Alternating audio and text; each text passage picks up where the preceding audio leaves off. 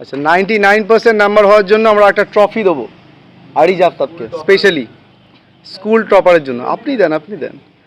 আরে স্যার আপনি দেন না, ভাইস প্রিন্সিপালকে দেন।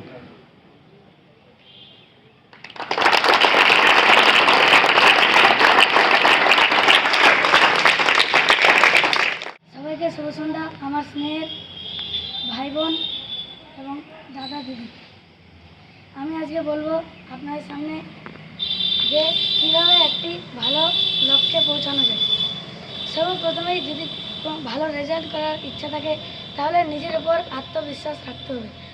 আত্মবিশ্বাস থাকলেই সব কিছু ভালো হওয়ার চান্স থাকবে।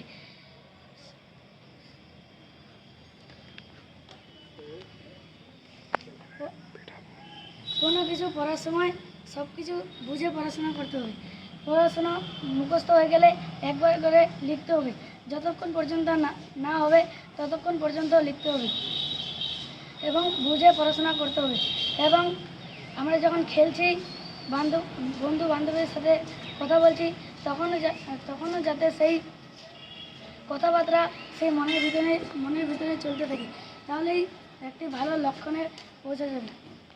এই বলে আমি আমার ক্ষুদ্র বক্তব্য শেষ করলাম।